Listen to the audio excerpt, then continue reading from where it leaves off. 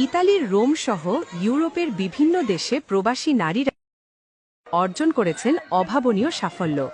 Social media advertising ও network মার্কেটিংয়ের মাধ্যমে তারা ঘরে বসেই বৈধ ও বিশ্বস্ত আন্তর্জাতিক ব্যবসায়িক প্ল্যাটফর্মে কাজ করে আয় করছেন হাজার হাজার ইউরো। সময় অনুযায়ী নিজের ঘর থেকেই পরিচালিত এই ব্যবসা আজ অনেক প্রবাসীর অর্থনৈতিক স্বাধীনতার নতুন দিগন্ত উন্মোচন করেছে। প্রবাসী নারী মাছুমা মামুন ৩ বছর আগে এই ডিজিটাল ব্যবসায় যুক্ত হন। উল্লেখযোগ্য যে এই প্রতিষ্ঠানটি গত ৫২ বছর ধরে বিশ্বব্যাপী কার্যক্রম পরিচালনা করছে। প্রথম ৪২ বছর অফলাইনে এবং গত ১০ বছর ধরে অনলাইনে সফলভাবে চলছে এর কার্যক্রম। সম্প্রতি ইতালির রাজধানী রোমে অনুষ্ঠিত হয় ২ দিনব্যাপী ডিজিটাল বিজনেস সাকসেস কনফারেন্স ২০২৫। অনুষ্ঠানে প্রধান অতিথি হিসেবে উপস্থিত ছিলেন প্রথম বাংলাদেশি প্রতিনিধি তানভীর আহমেদ। অনুষ্ঠানের সার্বিক ব্যবস্থাপনায় ছিলেন জান্নাতুল ফেরদাউস, মাছুমা মামুন ও জিন্নাতারা এবং সঞ্চালনা করেন নারী উদ্যোক্তা ফারিয়া আখি। বিশেষ অতিথি হিসেবে উপস্থিত ছিলেন মামুন খান, নারী উদ্যোক্তা তানজিলা হোসাইন ও রিনা খোকন। পাশাপাশি অংশ নেন কয়েক শত সফল প্রবাসী নারী পুরুষ উদ্যোক্তা। প্রথম দিনের অনুষ্ঠান অনুষ্ঠিত হয় বিলা পাম্পিলিতে, যেখানে বিশ্বের বিভিন্ন দেশের সফল ডিজিটাল উদ্যোক্তা ও ব্যবসায়ীরা অংশগ্রহণ করেন। আলোচনায় বক্তারা বলেন, ডিজিটাল বিজনেস শুধু একটি ব্যবসা নয়, এটি বিশ্ব অর্থনীতির দ্রুত পরিবর্তনশীল বাস্তবতা। প্রবাসীরা এই প্ল্যাটফর্মের মাধ্যমে নিজেদের ভাগ্য গড়ছেন এবং বাংলাদেশের নামও আন্তর্জাতিকভাবে উজ্জ্বল করছেন। দ্বিতীয় দিনের মূল অনুষ্ঠান হয় ভিয়া কাসিলিনা ডোমুস রেস্টুরেন্টের সম্মেলন কক্ষে।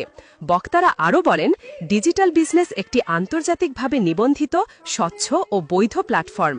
এখানে পরিশ্রম, দক্ষতা ও ইতিবাচক মানসিকতায় সাফল্যের মূল চাবিকাঠি। বর্তমানে এই আন্তর্জাতিক ব্যবসা ২৬টি দেশে সরকার অনুমোদিত এবং ৪৪টি অফিসিয়াল ব্রাঞ্চে কার্যক্রম চলছে।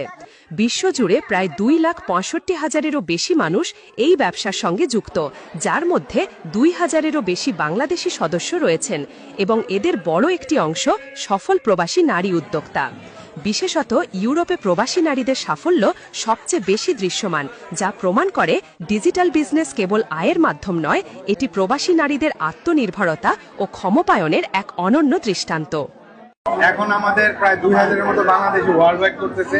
ইনশাল্লাহ আগামী ১০ বছরে এখানে ২ লাখ এবং এক সময় হয়তো ইনশাল্লাহ ২০ লাখ মানুষ আমাদের এই বিজনেসটা করবে বাংলাদেশে।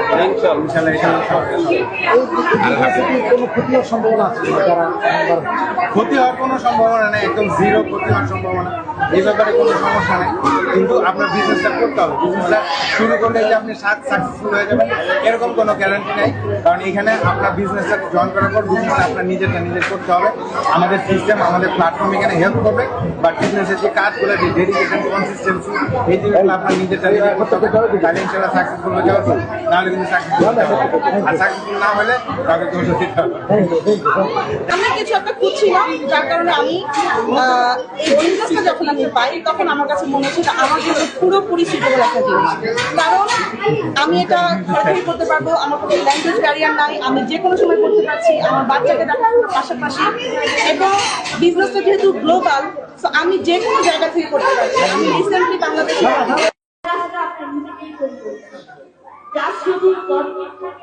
এবং লাইফ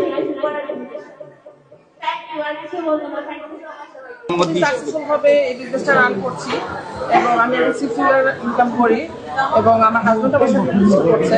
আমি একজন নারী উদ্যোক্তা এবং কথা বলিয়েন না ভাই। আমি আরো অনেক তাদের সেটআপ করার জন্য, তাদের সাকসেসের জন্য। তো আপনারা যারা ইন্টারেস্টেড, যারা আসলে নিজেদেরকে সাকসেস করতে চান, নিজের পায়ে দাঁড়াতে চান, তারা সবাই দেখতে পারেন, বুঝতে পারেন। এখানে আমাদের আমি শুধু একটা কথাই বলবো যে আপনি যদি একজন মানুষ হয়ে আমার আইডেন্টি তৈরি করতে চাই, স্বাবলম্বী হতে চাই এবং নিজের একটা সুপ্রতিষ্ঠিত পরিচয় তৈরি করতে চাই সামাজিকভাবে, তাহলে এই বিজনেসটা অবশ্যই আমাদের নারীদের জন্য অনেক অসম্ভাবনাময় সম্ভাবনার দরজা খুলে দিবে। ডেস্ক রিপোর্ট, স্বাধীন বাংলা টেলিভিশন, রোম, ইতালি।